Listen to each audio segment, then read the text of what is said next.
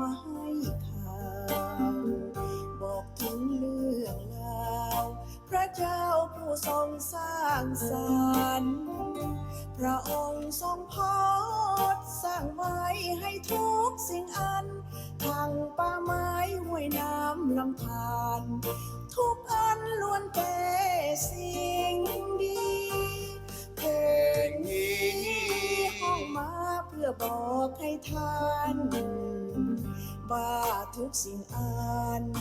พระเจ้าประทานให้ฟรีพระองค์ยังทรงปล่อยเฮาให้เป็นเสรีแต่ข้างนั้นพิมานอาปี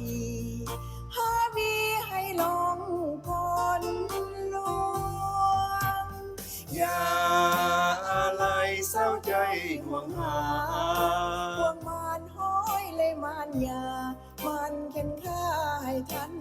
เจ็บสวงขอจงมันเพียรเล่าเรียนศึกษาให้ดีพระคำนี้เป็นทางสอนสี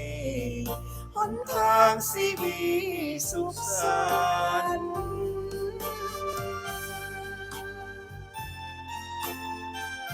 ขอบใจสำหรับเสียงเพลงห้องจากมาริซาและขอบใจไอซอนที่เสียเพลงนี้มวนๆอาทิตย์ที่แล้วพวกเรา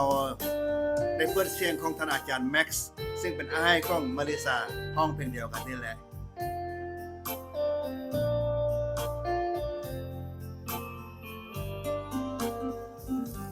เพลงนี้ห้องมาเพื่อบอกให้ท่านว่าทุกสิ่งอันพระเจ้าประทานให้ฟรีพระองค์ยังทรงปล่อยเฮาให้เป็นเสรีแต่ข้างนั้นพิมานอาปีหาวีให้ลงพ้นลวงอย่าอะไรเศร้าใจห่วงหาพวกมารห้อยเลยมารยามันเข็นฆ่าให้ท่านเจ็บสวงขอจงมันเพียรเล่าเรียนศึกษาให้ดีพระคำนี้เป็นทางสอนสีหนทางสีวีสุขสันต์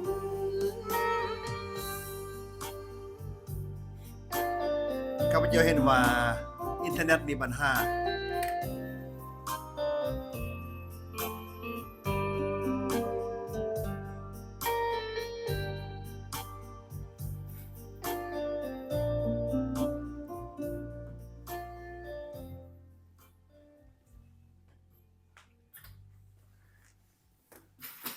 Wow.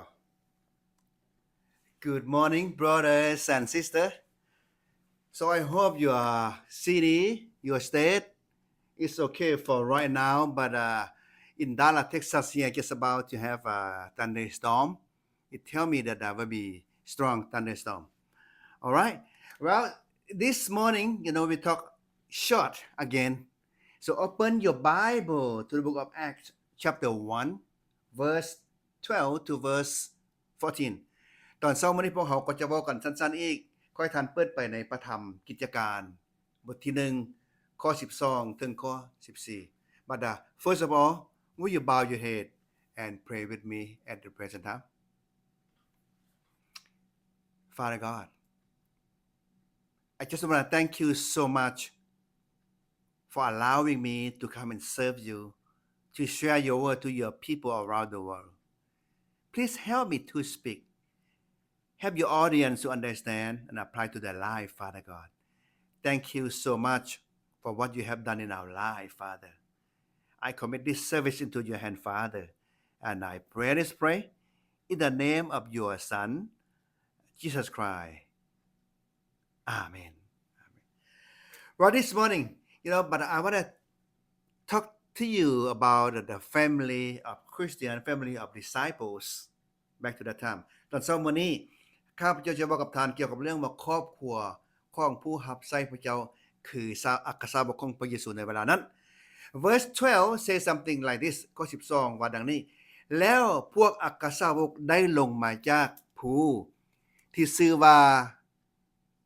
เอไลโยนกลับไปกรุงเยรูซาเล็มซึ่งอยู่ไกลจากกันระยะทางก็ประมาณ1กิโลเมตรเท่านั้นในวันสะบาโตแต่เมื่อเข้าไปในกรุงแล้วข้อ13เขาเหล่านั้นจึงขึ้นเมื่ออย่างห้องชั้นเถิงที่เคยพักอยู่นั้นในนั้นมี1เปโตร2โยฮัน3ยาโกโบ4อันเดอา5ฟิลิป6โทมา7บาราโทมาย8มัทธาย9ยาโกโบ10ซีโมนภักษานิยมเพิ่นว่าและก็11ยูดาลูกของยาโกโบwell สาวกมี12คนตัวนี้เหลือแต่11คนที่ขึ้นไปห้องชั้นเถิงนั้น What is telling us about this brothers and sisters so after you receive the word from Jesus you will receive the Holy Spirit soon so after receive the word from Jesus ascension back to heaven and this disciple went back to the city went up to the second floor พี่น้องจากแผงหลังจากพวกสาวกได้รับข้อความจากพระเยซูแล้วว่าพวกท่านทั้งหลายที่เป็นสาวกนะจะได้รับพระวิญญาณบริสุทธิ์เมื่อเวลาพระองค์กล่าวจบแล้วพระองค์ก็ขึ้นไปฟ้าสวรรค์ทางดิบเลยทางเป็นเลยพี่น้องจากแผงเมฆเลยมาอุ้มเพิ่นขึ้นไปแล้วพวกสาวกก็ฟ้าวกลับคืนเข้ามาในกรุงเยรูซาเล็มและขึ้นไปอยู่ห้องชั้นถึง What is teaching us มันสอนให้พวกเขาได้พี่น้องจากแผงข้าพเจ้ากำลังคิดถึงชีวิตครอบครัวพวกเขาปัจจุบันนี้เมื่อเวลาพ่อแม่เฮาที่ตายไปแล้วนะพวกลูกๆทั้งหลายควรจะฮักกันควรจะซอยกันควรจะอยู่นำกันแบบพวกสาวกนี้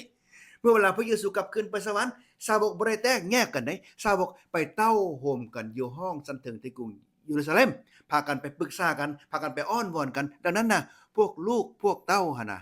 เมื่อเวลาเฮาพ่อแม่เฮาจากพวกเฮาไปหั่นน่ะพวกเขาสมควรจะเป็นดังนั้น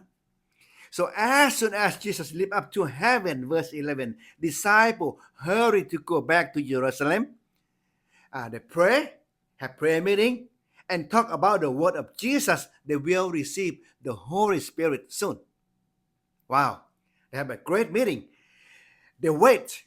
I want to let you know, they wait and pray in the upper room and expecting Holy Spirit will lead them,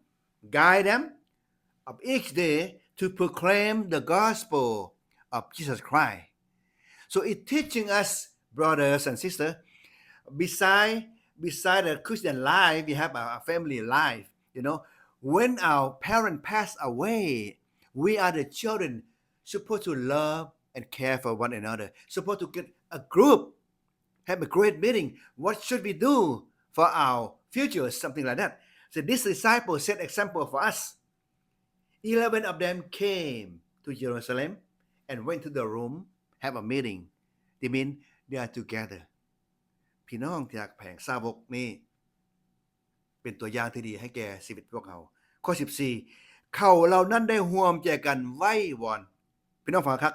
เขาเหล่านั้นได้พากันร่วมใจกันไหว้วอนด้วยความมั่นใจ With the according to they are continue to pray.along with the woman and Mary the mother of Jesus and with his brothers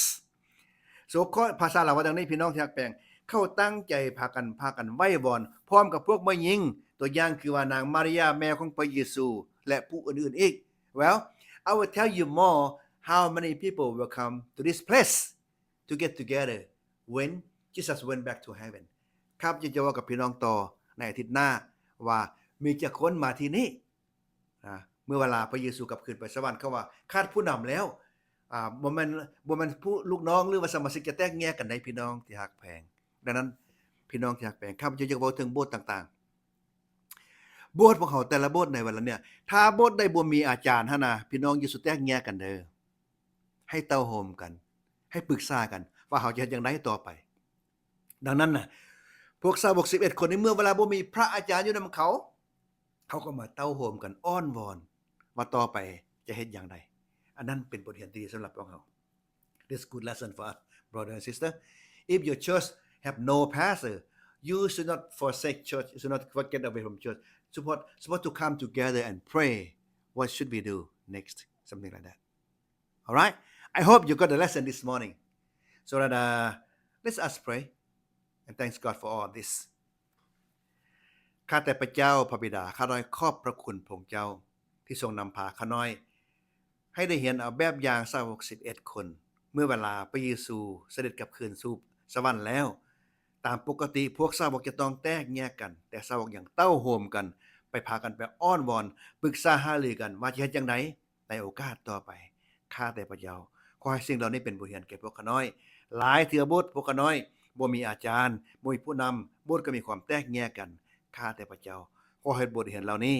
มาเข้าในชีวิตจิตใจพวกข้าน้อยเถิดยังกราบขอบคุณพระเจ้าทุกอย่างในพระนามของพระเยซูคริสต์เจ้า Amen.